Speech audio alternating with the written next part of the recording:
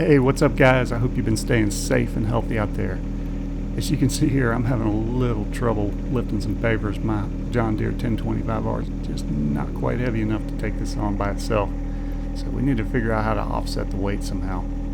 So today I've got a nice 3-point hitch mod that may help you out if you're thinking about how to add some ballast to your tractor. And hey, before we get into it, I just wanted to mention to make sure you hit subscribe to help show support for the channel. It doesn't cost you anything. It's as simple as clicking the subscribe button down below. And hey, if you're already subbed, really appreciate it. Thank you for your support. It really helps out and lets me know that you're interested in the content. Really appreciate it, guys. All right, let's get back to it.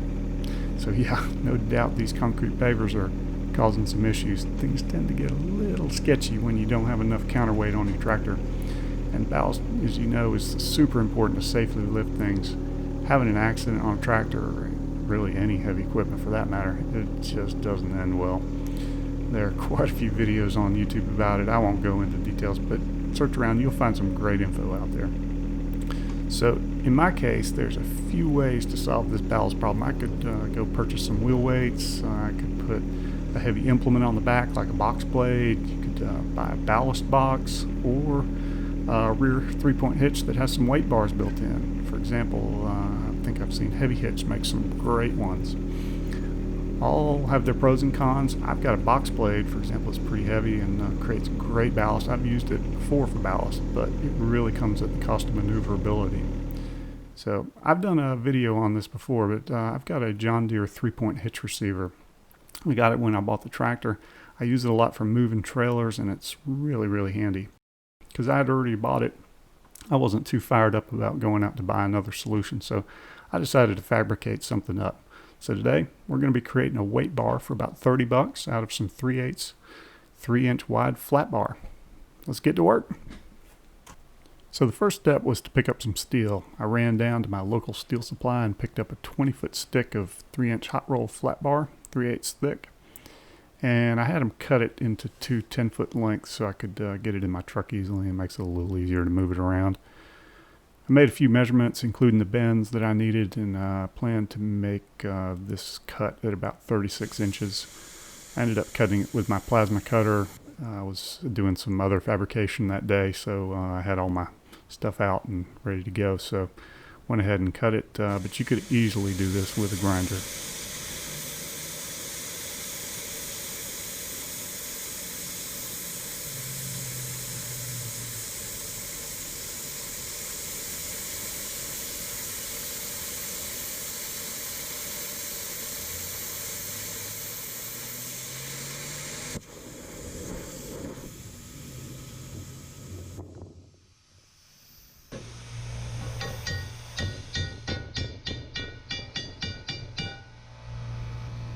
Cut pretty clean, messed it up on the end there.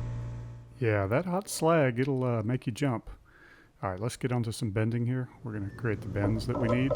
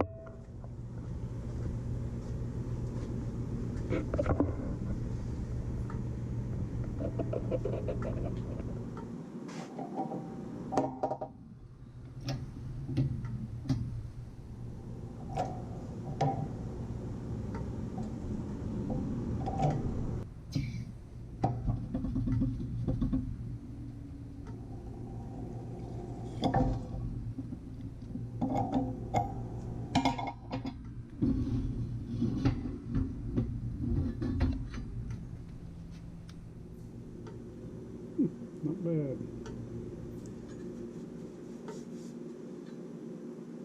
Not bad at all.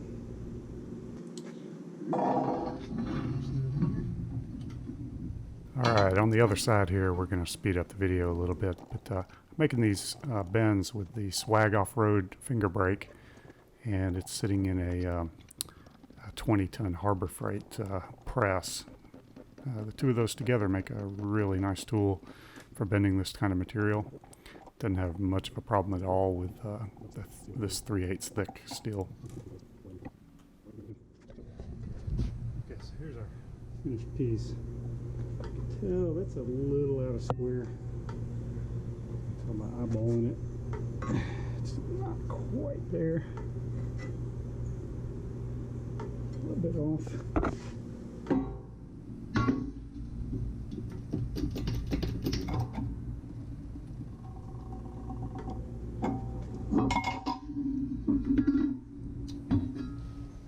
I'd say overall I'm pretty happy with that. Maybe I'll just beat it with a hammer a little bit and just squeeze that in, just for perfection's sake. But honestly, it's not going to matter when Welding's on the back of my tractor. I just like to try and get it square if I can.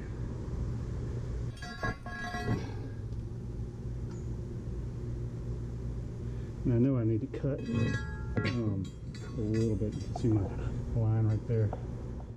Okay, so we've got the cut piece actually on the table here. Just doing a quick fit up to see how everything looks and how it fits. As you can see, there's a little bit of overhang here on the on both sides, and that I sort of planned that because I wasn't quite sure how the radius would calculate in there. I wanted to make it a little long so I didn't have to recut it. I'm planning to weld it here right in that on the top and bottom, and then in both sides. So there's going to be a weld right there, a weld right in there, and that's where most of the weight's going to be held, right in this top, in the middle bar right here. Be a little weld that goes in there. So let's go ahead and get this thing cut and fit it up properly and get this thing moving along.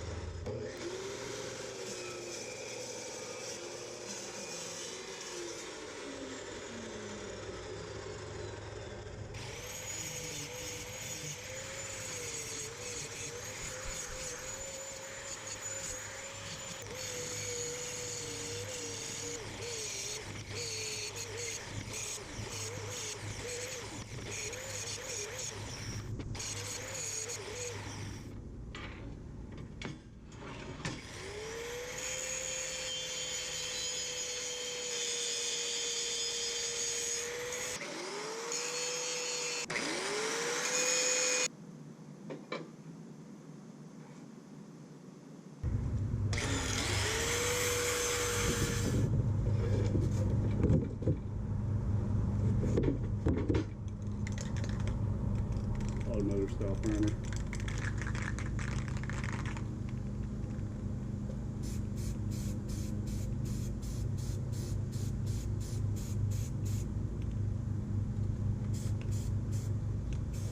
Get it in some of the hard to reach places.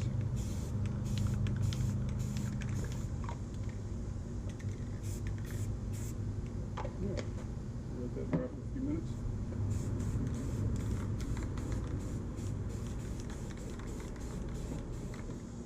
Alright, next up, found some green, John Deere green paint.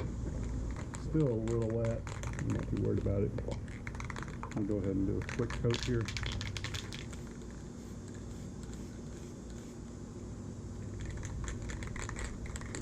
Oh, they're looking pretty good. I might have to get a sticker.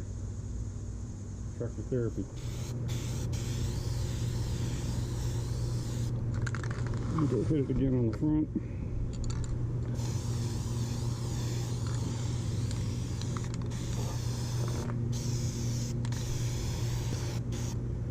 Alright, I think that'll do it.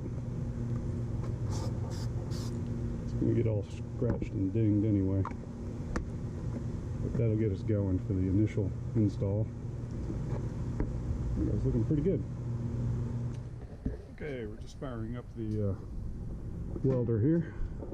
This is my C25 mix. Okay, here on the welder,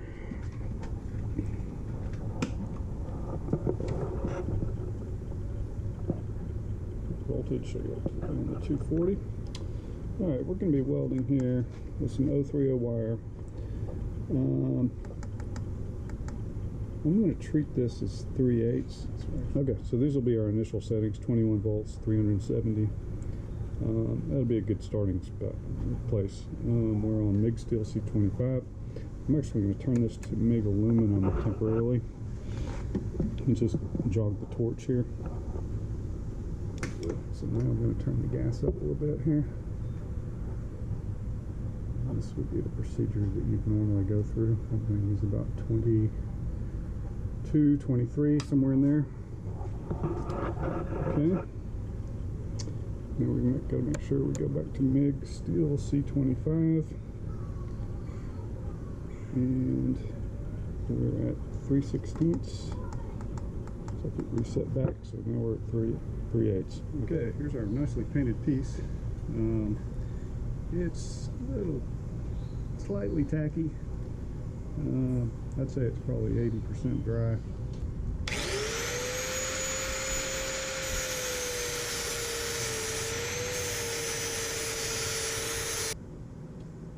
There we go.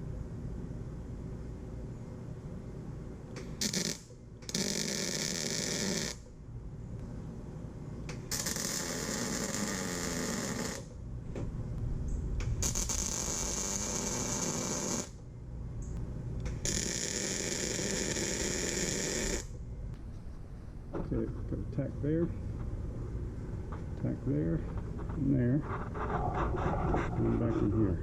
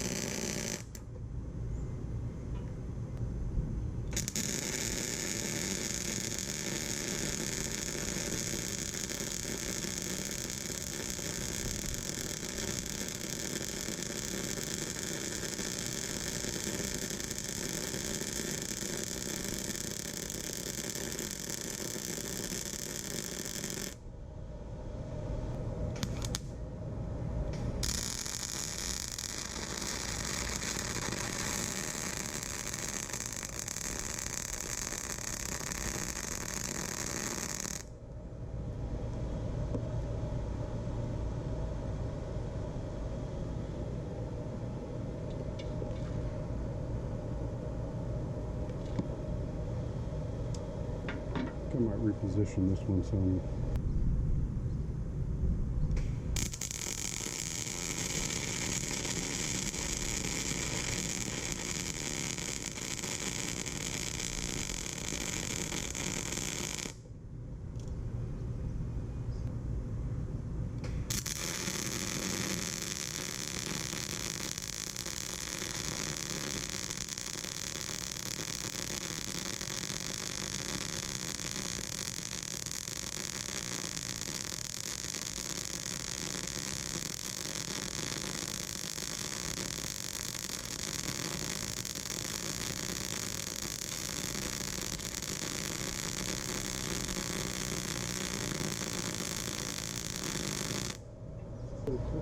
I'm up in Quick-Tach in here.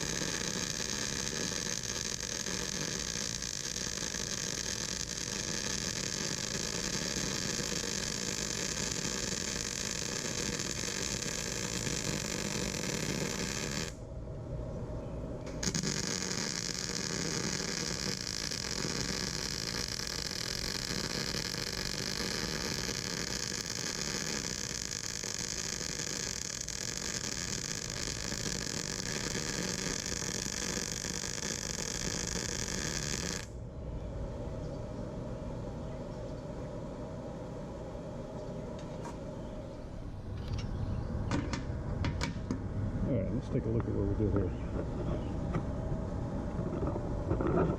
It's not too bad. On the inside, pretty decent. These ones, I think, turned out the best. A little divot there. Probably could have come around the corner a little bit. In fact, I might do that before I put everything up.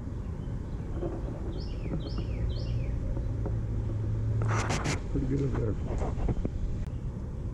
Come around here like that.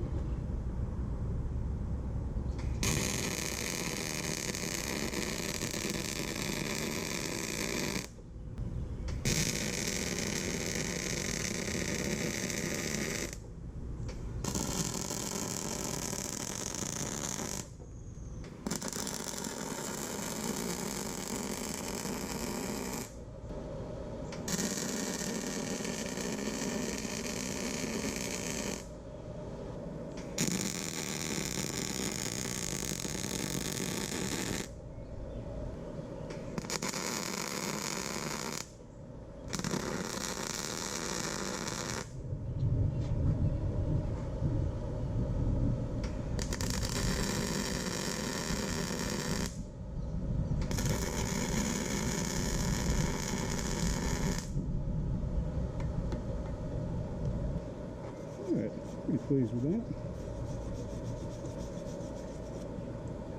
Let's get these ready for paint.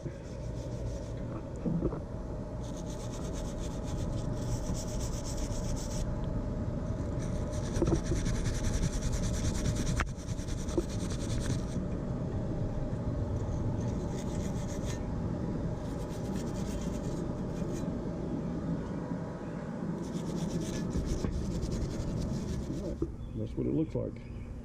So our weights will just sit right in here. Not a big change from the original.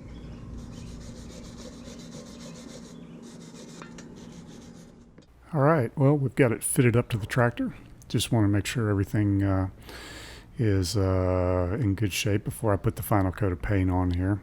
I'm going to put some weights in it just to make sure everything fits properly. There's no adjustments that need to be made. And then we'll just do the final paint and we'll be done, ready to put this thing into service.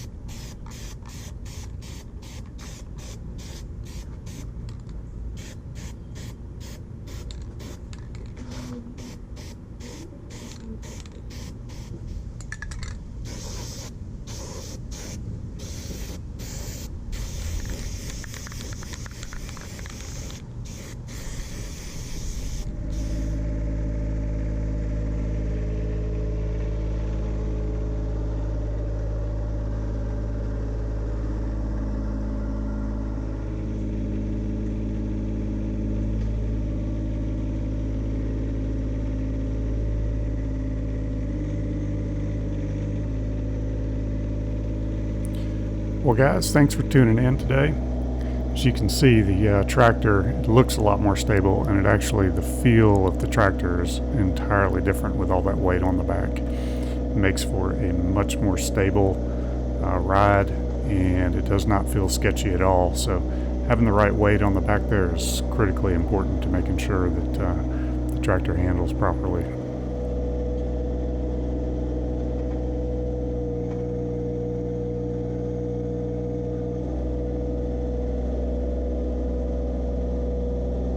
Alright, we're going to wrap up the video here, but I appreciate you tuning in. And if you like what you saw, make sure you hit that thumbs up button. I really appreciate it. That means a lot. And if you want to leave any comments down below, I'll try and get back to you as soon as I can. Have a good one, guys, and we'll see you on the next one. Stay safe out there.